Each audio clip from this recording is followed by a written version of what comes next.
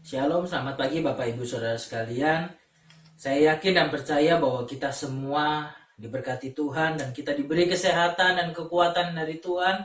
Dan walaupun saat-saat ini kita masih sama-sama ibadah secara online, tetapi saya percaya bahwa kita ada dalam perlindungan Tuhan dan kita tetap mengikuti setiap apa yang Tuhan ingin kerjakan dalam setiap kehidupan kita. Dan saya yakin dan percaya juga bahwa kita tetap beribadah kepada Tuhan.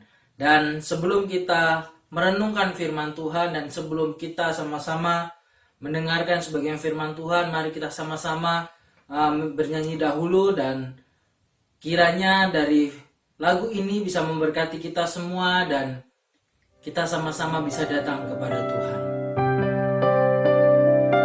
Engkau tahu di hatiku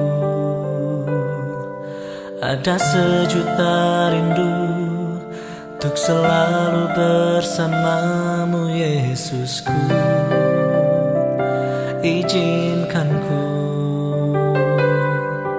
menyenangkan hatimu lewat nyanyian hatiku. Biarkanlah ku menyembah walau tak dengan puisi yang indah. Biarkanlah ku menyembah, memberikan hati ini ku berserah dengan penuh kasih sayang. Biarkan Tuhan aku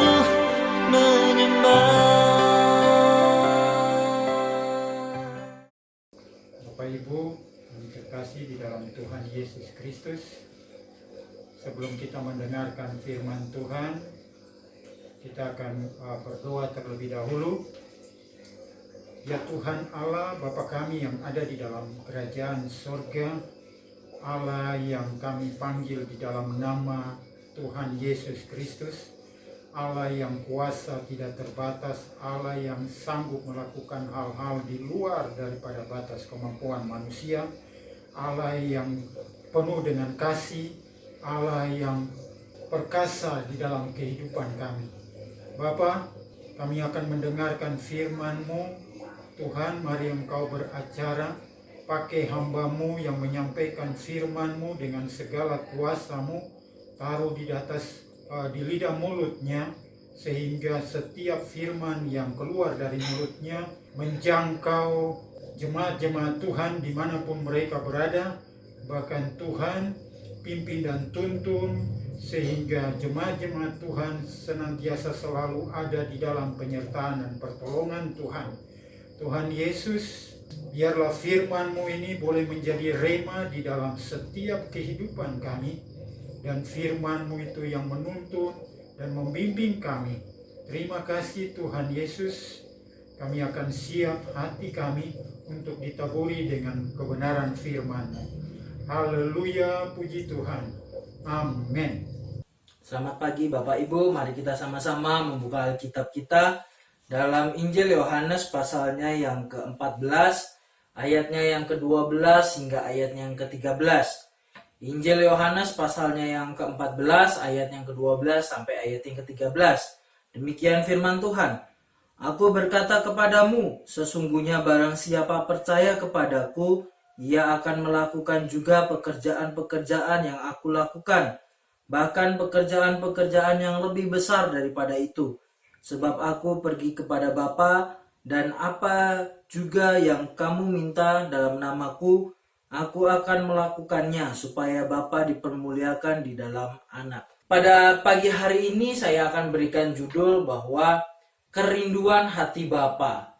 Kerinduan hati Bapa. Pada saat ini kita tahu bahwa Tuhan ingin kepada setiap kita orang-orang percaya merindukan hati Bapa, merindukan apa yang sebenarnya Tuhan ingin lakukan kepada setiap kita. Bukan hanya kita terfokus kepada apa yang terjadi atau permasalahan kita saat-saat ini, tetapi Tuhan inginkan bahwa kita rindu kepada Bapa untuk datang menyembah kepada Tuhan.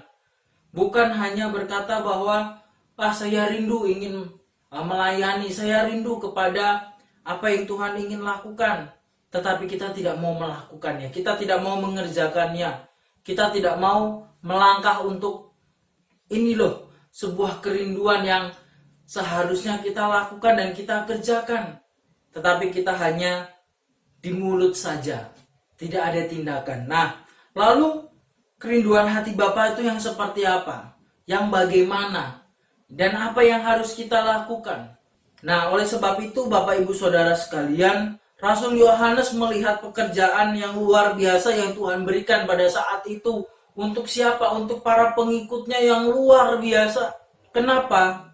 Karena Tuhan tahu bahwa pekerjaan-pekerjaan ini adalah pekerjaan yang Tuhan inginkan, yang Bapa rindukan. Kalau pekerjaan ini hanya pekerjaan biasa, mungkin Tuhan pun juga tidak akan mau.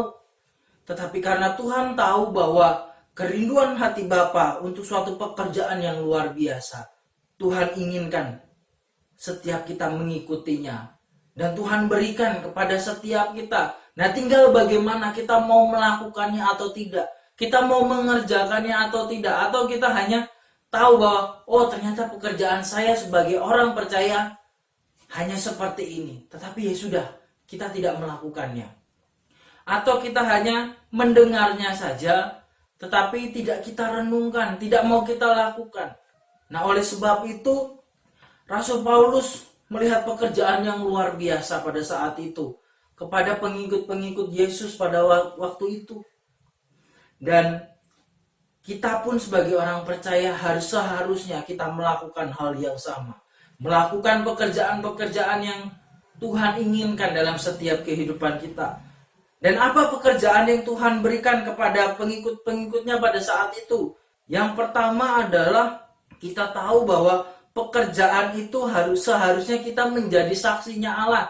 Dalam Kisah Para Rasul pasalnya yang keempat ayat ke-33 di sana dikatakan bahwa dengan kuasa yang besar rasul-rasul memberikan kesaksian tentang kebangkitan Yesus dan mereka semua hidup dalam kasih karunia yang berlimpah. Rasul-rasul pada waktu itu pun melakukan hal yang sama. Mereka menjadi saksinya Allah. Mereka melakukan penyebaran Injil yang begitu luar biasa. Mereka tidak memikirkan bahwa apa yang akan terjadi dengan dirinya, tetapi mereka mau melakukannya. Mereka mengerjakan setiap apa yang Tuhan lakukan pada saat itu, yaitu apa? Memberitakan Injil. Dan pengikut-pengikutnya pada saat itu pun seharusnya melakukan hal yang sama, yaitu melakukan pekerjaan yang besar menjadi seorang saksi. Saksi di sini kita bisa memberitakan dengan apa? Dengan kita penginjilan, dengan tindakan kita, dengan tingkah laku kita, dengan perbuatan kita. Kita bisa lakukan semuanya. Tetapi terkadang kita malu karena kita menganggap bahwa loh, saya ini kaum minoritas. Buat apa sih saya menjadi saksi? Buat apa sih saya memberitakan Injil? Terkadang kita juga lupa bahwa keluarga kita, sanak saudara kita pun juga belum mengenal Kristus. Belum mengenal Allah secara pribadi. Belum mengerti bahwa sumber dari segalanya itu adalah Tuhan, Bapa kita di surga. Terkadang kita malu untuk mengungkapkannya. Terkadang kita menganggap bahwa sudahlah, nanti mungkin orang lain yang akan memberitakan Injil itu. Tetapi pada waktu itu rasul-rasul pun melakukan hal yang sama, yaitu apa? Memberitakan kesaksian tentang kebangkitan Tuhan yang begitu luar biasa. Beberapa waktu lalu kita merayakan Paskah dan kebangkitannya. Kita tahu bahwa Tuhan bangkit dan Tuhan itu hidup. Nah, kita mau tidak melakukannya sekarang? Pertanyaannya. Mau tidak kita melakukan pekerjaan itu? Dari lingkup yang paling kecil dahulu. Yaitu lingkup apa? Lingkup keluarga kita. Dalam lingkup sanak saudara kita. Terkadang kita tidak mau melakukannya. Terkadang kita tidak mau mengerjakannya. Karena apa? Karena kita malu. Nah, oleh sebab itu Bapak Ibu, saudara sekalian, mari kita sama-sama melakukan pekerjaan ini. Pekerjaan yang pertama yang Tuhan inginkan adalah kita menjadi saksi. Memang tidak mudah. Tetapi saya yakin kalau kita dipenuhi oleh Roh Kudus, kita pasti bisa melakukannya. Lalu pekerjaan yang kedua adalah untuk setiap kita diberi kuasa Roh Kudus. Dalam ayatnya yang ke-16 di sana dikatakan bahwa aku akan meminta kepada Bapa dan Ia akan memberikan kepadamu seorang penolong yang lain supaya Ia menyertai kamu selama-lamanya. Sesuatu hal yang luar biasa. Tuhan memberikan atau Tuhan menjanjikan seorang penolong kepada setiap kita, yaitu apa? Roh Kudus. Dan Tuhan juga memberikan kuasanya kepada setiap kita untuk apa? Untuk kita melakukan pekerjaan-pekerjaan kita. Tetapi terkadang kita lupa dengan kalau kita memiliki Roh Kudus. Terkadang kita menganggap bahwa wah, saya bisa melakukannya sendiri, tidak bersama dengan Tuhan. Tetapi pada saat ini kita sama-sama belajar bahwa kalau kita mau melakukan pekerjaan-pekerjaan yang besar yang Tuhan sediakan dalam setiap kehidupan kita, mari kita sama-sama menggunakan kuasa Roh Kudus ini. Karena Tuhan sudah menjanjikan kepada setiap kita, Tuhan sudah memberikan sesuatu hal yang luar biasa. Tuhan meminta kepada Bapa secara langsung untuk apa? Untuk memberikan kepada setiap kita penolong, untuk menyertai kita sampai pada akhirnya nanti. Dan Tuhan juga berikan sesuatu hal yang luar biasa, yaitu dalam Kisah Para Rasul pasalnya yang pertama yang ke-8. Di sana dikatakan bahwa tetapi kamu akan menerima kuasa kalau Roh Kudus turun atas kamu, dan kamu akan menjadi saksiku di Yerusalem. Yerusalem berbicara tentang keluarga, dan di seluruh Yudea. Yudea itu berbicara tentang lingkungan. Samaria itu adalah bicara tentang negara. Lalu sampai ujung bumi, itu seluruh dunia. Nah, sekarang kita mau tidak melakukannya. Kita mau tidak mengerjakannya. Dalam sesuatu hal yang luar biasa, Tuhan sudah memberikan kuasanya kepada setiap kita. Nah, tinggal bagaimana kitanya, mau tidak melangkah untuk pekerjaan-pekerjaan yang besar. Tetapi semua dimulai dari pekerjaan yang kecil. Semua dimulai dari pekerjaan yang mungkin setiap kita menganggap bahwa itu pekerjaan si A, si B, dan si C. Bukan seperti itu Bapak Ibu, tetapi bagaimana kita mau melakukan pekerjaan dari yang terkecil dahulu. Barulah Tuhan akan memberikan kepada setiap kita, yaitu pekerjaan-pekerjaan yang besar. Nah, lalu pekerjaan yang berikutnya adalah, yang ketiga adalah menjawab doa dalam namanya. Dalam ayat yang ke-14 di sana dikatakan bahwa jika kamu meminta sesuatu kepadaku dalam namaku, aku akan melakukannya. Sesuatu hal yang luar biasa Tuhan berikan. Kalau kita meminta sesuatu kepada Tuhan, Tuhan pun mau melakukannya. Tetapi tidak mungkin kalau anak SD meminta apa, saya minta motor, langsung diberikan kepada anak itu. Tidak mungkin.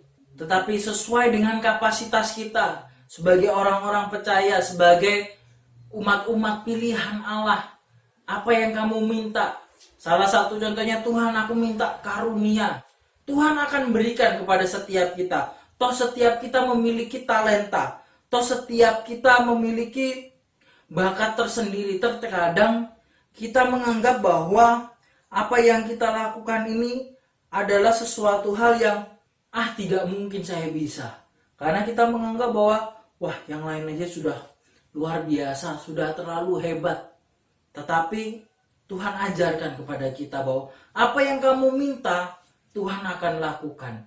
Tetapi dengan catatan bahwa sesuai dengan kapasitas kita, sesuai dengan apa yang akan kita lakukan, pekerjaan-pekerjaan yang akan kita lakukan selanjutnya. Dan Tuhan mengerti bahwa apa yang menjadi prioritas kita, Tuhan akan berikan. Salah satu contohnya dalam Yakobus pasalnya yang ke-5 ayat 16 bagian B saja, yaitu doa orang yang benar bila dengan yakin didoakan sangat besar kuasanya. Sudah sangat jelas dalam kitab ini dikatakan bahwa doa orang benar sangat besar kuasanya. Dan begitu juga dengan dalam Injil Yohanes ini. Kalau kita sebagai orang yang benar, Tuhan sudah pastinya akan mengabulkan setiap kita, tetapi kita tunggu waktunya Tuhan, prosesnya Tuhan. Tidak sama dengan apa yang kita mau. Tidak mungkin seperti kita membalikkan telapak tangan, langsung ada. Tetapi bagaimana pekerjaan itu bisa menjadi baik, menjadi sesuai kesukaan dengan hati Bapa, yang adalah kita meminta sesuai dengan kehidupan kita. Dan saya yakin dan percaya bahwa kalau kita menjadi orang yang benar, itu besar kuasanya. Untuk apa? Untuk kita melakukan pekerjaan-pekerjaan yang besar. Dan seharusnya kita sebagai orang percaya, seharusnya kita memiliki ketiga hal ini. Untuk apa? Untuk melakukan pekerjaan-pekerjaan yang Tuhan berikan dalam setiap kehidupan kita. Pekerjaan ini bukan hanya berlaku pada zaman rasul-rasul, bukan pada zaman perjanjian lama saja ataupun perjanjian baru saja. Tetapi ini adalah suatu kerinduan hati Bapa yang seharusnya kita bisa menjadi pemenang-pemenang akhir zaman. Dan kita bisa memenangkan dari keluarga kita dahulu. Dalam Kisah Para Rasul pasal yang pertama ayat yang ke-8 di sana katakan, bersaksilah dulu dari Yerusalem, barulah ke Yudea, Samaria, sampai ke ujung bumi. Itu adalah sesuatu hal yang seharusnya kita lakukan dan kita kerjakan. Nah, lalu bagaimana caranya kita mewujudkan kerinduan hati Bapa pada saat-saat ini, pada masa-masa di mana kita berkata bahwa apakah mungkin virus corona ini akan berakhir? Apakah mungkin penyakit ini akan hilang selamanya? Atau kita akan berteman dengan virus corona? Atau kita, ya sudahlah, berpasrah diri di rumah saja? Apakah itu menjadi kerinduan hati Bapa? Atau malah sesuatu hal yang, ya sudahlah, mungkin memang sudah begini. Zaman-zaman di mana akhirnya nanti akan banyak orang-orang yang tidak tahu kerinduan hati Bapa yang seperti apa. Cara mewujudkannya adalah yang pertama dalam ayatnya yang ke-11. Di sana dikatakan bahwa percayalah kepadaku bahwa aku di dalam Bapa dan Bapa di dalam aku. Atau setidak-tidaknya percayalah kepada pekerjaan-pekerjaan itu sendiri. Yang pertama adalah percaya seutuhnya kepada Bapa. Kalau kita tidak percaya kepada Bapa secara seutuhnya, bagaimana kita mau melakukan pekerjaan-pekerjaan itu? Seperti saya tadi sudah katakan di atas bahwa pekerjaan, kalau kita mau menjadi saksi, kalau kita mau menyelamatkan jiwa-jiwa, terutama keluarga kita, kalau kita tidak percaya kepada Tuhan, bagaimana kita mau melakukan? Bagaimana kita mau menjadi saksinya Allah? Bagaimana kita mau mewujudkan setiap apa yang Tuhan ingin lakukan kepada setiap kita? Dan salah satu contohnya adalah dengan bersaksi. Bersaksi ini seperti dalam Kisah Para Rasul tadi, bukan hanya berlaku untuk para rasul pada saat itu, tetapi untuk setiap kita. Dalam Yohanes pasalnya yang ke-5 ayat yang ke-36, di sana dikatakan bahwa tetapi aku mempunyai suatu kesaksian yang lebih penting daripada kesaksian Yohanes, yaitu segala pekerjaan yang diserahkan Bapa kepadaku, supaya aku melaksanakannya. Pekerjaan itu juga yang kukerjakan sekarang, dan itulah yang memberi kesaksian tentang aku, bahwa Bapa yang mengutus aku. Nah, inilah sesuatu hal yang seharusnya kita lakukan sebagai orang-orang percaya. Bukan hanya kesaksian Rasul Yohanes saja pada waktu itu, tetapi bagaimana kita melakukannya. Untuk apa? Untuk kita sebagai orang-orang percaya melakukan sesuatu yang Tuhan ingin lakukan, yaitu apa? Memperkenalkan Kristus kepada orang lain. Bukan hanya berlaku pada waktu itu, sekarang dan sampai selama-lamanya. Ini berlaku dan kita harus terus menjadi saksinya Allah. Kita tetap terus harus memberitakan kabar baik. Injil itu adalah kabar baik, sesuatu hal yang baik. Walaupun nantinya mungkin orang berkata bahwa tidak mungkin. Tetapi yang penting kita sudah kabarkan. Biarkanlah Roh Kudus yang bekerja di dalam setiap hati orang-orang yang belum percaya kepada Tuhan. Dan percaya seutuhnya kepada Bapa itu juga seharusnya kita sebagai pelaku-pelaku, atau kita dengan melakukannya, dengan ada tindakan. Dalam Yohanes pasalnya yang ke-10 ayat yang ke-38, di sana dikatakan bahwa tetapi jikalau aku melakukannya dan kamu tidak mau percaya kepadaku, percayalah akan pekerjaan-pekerjaan itu, supaya kamu boleh mengetahui dan mengerti bahwa Bapa di dalam aku dan aku di dalam Bapa. Sangat jelas di sini dikatakan bahwa kalau kamu tidak percaya dan kamu tidak mau melakukannya, ya sudah. Tuhan pun juga tidak akan memaksa. Tuhan pun juga tidak mau melakukan apa yang kita minta. Nah, oleh sebab itu jangan sampai seperti itu. Tetapi bagaimana kita mau menjadi pelaku-pelaku firman. Kita mau tetap melakukan apa yang Tuhan ingin lakukan kepada setiap kita. Dan yang pastinya banyak pekerjaan yang bisa kita lakukan. Bukan hanya berkata bahwa oh itu tugas seorang gembala, oh itu tugas seorang majelis, oh itu tugas seorang pelayan-pelayan, ataupun oh itu tugasnya si A, si B, dan si C. Bukan begitu. Tetapi ini adalah tugas kita semua sebagai orang-orang percaya. Dan kita harus mau melakukannya. Karena Tuhan memang memberikan pilihan. Tetapi ini adalah suatu perintah kepada setiap kita, orang-orang percaya, bahwa kalau kamu mau melakukan setiap kerinduan hati Bapa, ayo mari kita sama-sama melakukannya. Dan yang sudah pastinya adalah menjadi satu. Kalau kita mau percaya seutuhnya kepada Bapa, kita harus mengerti Bapa kita itu siapa. Menjadi satu dengan Bapa, menjadi sesuatu kesatuan dengan Bapa. Kalau kita tidak menjadi satu dengan Bapa, bagaimana kita mengerti, bagaimana kita bisa percaya, oh Bapa itu adalah sosok seorang yang seperti ini, dan seperti ini. Tetapi kita terkadang kita menganggap bahwa kita sudah mengenal Bapa. Tetapi Bapa berkata bahwa kamu belum mengenal aku. Jangan sampai seperti itu. Tetapi bagaimana kita tetap mau melakukannya dan kita mau menjadi satu dengan Bapa. Dalam Yohanes pasalnya yang ke-17 ayat yang ke-21 di sana dikatakan supaya mereka menjadi satu sama seperti Engkau ya Bapa di dalam aku dan aku di dalam Engkau, agar mereka juga di dalam kita, supaya dunia percaya bahwa Engkaulah telah yang mengutus aku. Dan di sini sesuatu hal yang luar biasa dalam Injil Yohanes ini dikatakan bahwa supaya mereka menjadi satu. Tuhan ingin setiap kita menjadi satu kesatuan yang utuh, menjadi kesatuan yang tidak tercerai-berai. Orang boleh berkata bahwa oh ternyata tuh si A seperti ini, si B seperti ini. Tetapi bagaimana kita saling mendoakan mereka. Dan biarkanlah mereka tetap bisa percaya kepada Tuhan. Dan saya yakin dan percaya bahwa kalau kita menjadi satu dengan Bapa, kita sudah pasti bisa mewujudkan kerinduan hati Bapa. Walaupun belum secara utuh. Tetapi saya yakin dan percaya bahwa apa yang Tuhan ingin lakukan untuk mewujudkan kerinduannya, sudah kita bisa berikan kepada Tuhan. Dan cara yang kedua untuk kita mewujudkan kerinduan hati Bapa, yaitu dalam ayatnya yang ke-9. Di sana dikatakan bahwa kata Yesus kepadanya, telah sekian lama aku bersama-sama kamu, Filipus, namun engkau tidak mengenal aku. Barang siapa telah melihat aku, ia telah melihat Bapa. Barang siapa engkau berkata, tunjukkanlah Bapa kepada kami. Contoh yang luar biasa, seorang Filipus, murid Tuhan yang begitu kita tahu bahwa dia mengikuti Tuhan.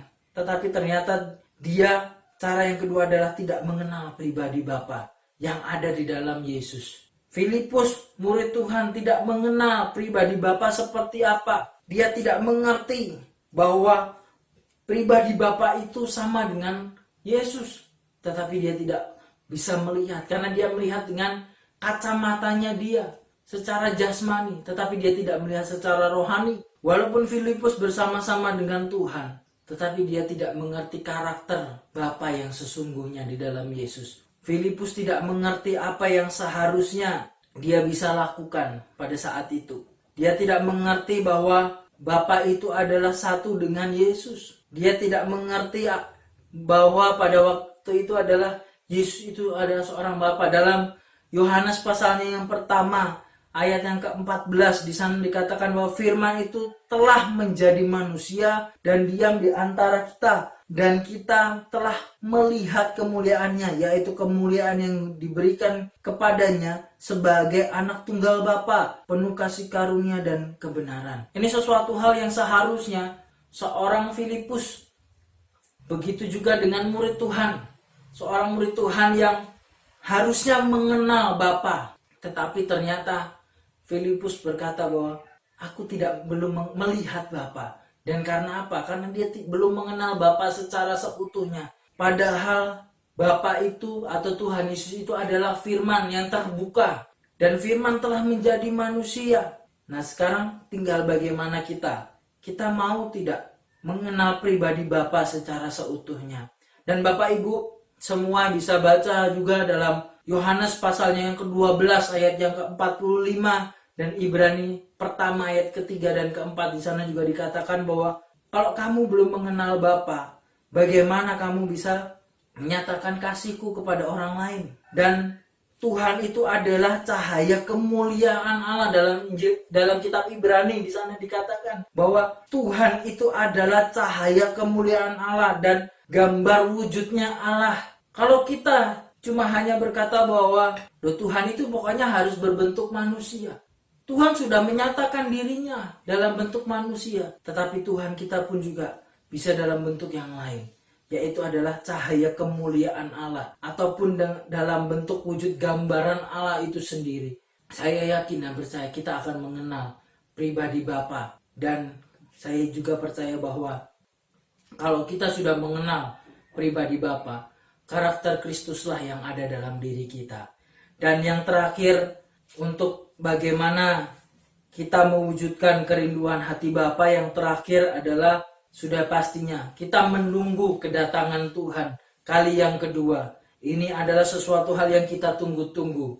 Tetapi dengan catatan, kalau kita mau menunggu kedatangannya, setialah sampai akhir. Kalau kita tidak setia, sudah pastinya kerinduan hati Bapa tidak bisa diwujudkan dalam diri kita. Dan kita juga tidak bisa mewujudkan apa yang seharusnya kita kerjakan, yang seharusnya kita lakukan. Dan sudah pastinya kalau kita mau menunggu kedatangannya, kita harus tahu jalan mana yang harus kita lalui, yang harus kita lewati, yaitu adalah jalan kebenaran dan hidup. Bisa Bapak Ibu baca dalam ayatnya yang ke-6, dikatakan bahwa akulah jalan kebenaran dan hidup. Kalau kita mau menunggu kedatangannya, kita harus tahu jalan yang benar, jalan yang tepat untuk setiap kita dapat melengkapi setiap kerinduan Bapa. Dan yang pastinya kalau kita mau mewujudkan setiap apa yang menjadi kerinduan hati Bapa, sudah pastinya kita mau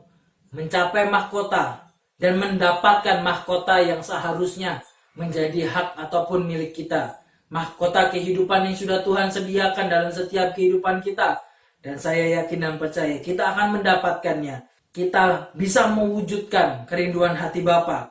Sudah pastinya sewaktu-waktu kita meminta kepada Bapa, tadi saya sudah katakan dalam ayat yang ke-14, Tuhan mau melakukannya dan kita akan menerima sesuai dengan waktunya Tuhan. Dan proses perjalanan yang akan kita hadapi ke depannya, kita tidak tahu akan seperti apa, tetapi kita pasti bisa mewujudkannya. Untuk apa? Untuk kita bisa mewujudkan kerinduan hati Bapa yang seutuhnya, dan Tuhan sudah pastinya akan menyertai kita dari hari ini, esok sampai selama-lamanya. Dan mari kita tetap bersemangat untuk jemaat Tuhan GPD El Shaddai, dan Tuhan Yesus memberkati kita semua. Amin.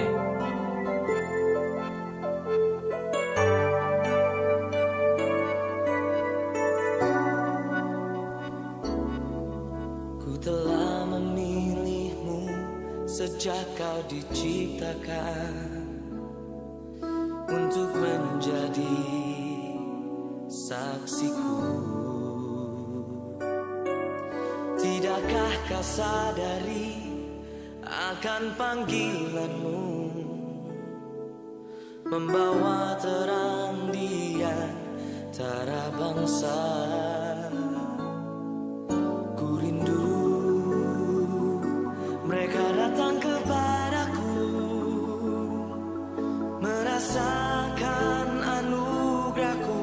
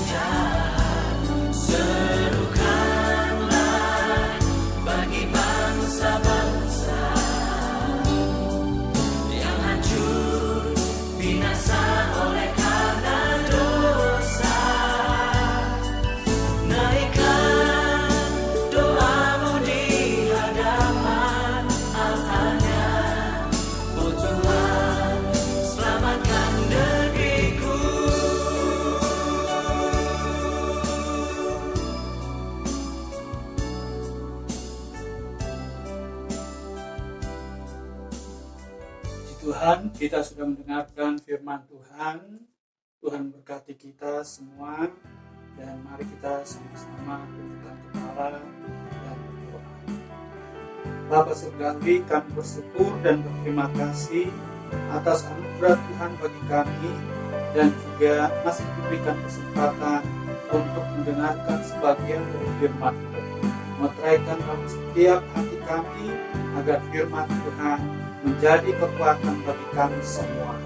Terima kasih Tuhan. Saat ini hamba berdoa buat seluruh jemaat-Mu. Tuhan berkati mereka, baik dalam usaha, dalam pekerjaan mereka. Tuhan kiranya memberkati. Yang masih mencari usaha ataupun pekerjaan, Tuhan buka jalan bagi mereka. Yang lemah, Tuhan beri kekuatan. Yang dalam masalah, beri jalan keluar. Dan juga adalah doa kami agar supaya secepatnya corona ini boleh lalu dari bangsa kami, sehingga kami dapat beraktivitas lagi seperti waktu-waktu yang sudah. Berkati pemimpin bangsa kami, dari Bapak Presiden, Wakil Presiden bersama seluruh jajarannya, pemerintah tingkat pusat sampai daerah. Tuhan memberkati mereka dalam menjalankan roda pemerintahan ini. Berkati juga untuk aparat keamanan, juga ya Tuhan untuk para medis, perawat, Tuhan juga memberkatinya. Terima kasih Bapa, terpujilah bagi Engkau di dalam nama Tuhan Yesus Kristus, dan turunlah kiranya berkat-Mu atas kami sekalian, di dalam berkat nama Allah Bapa, Putra dan Roh Kudus, dalam nama Tuhan Yesus Kristus. Haleluya. Amin. Tuhan Yesus memberkati kita semua.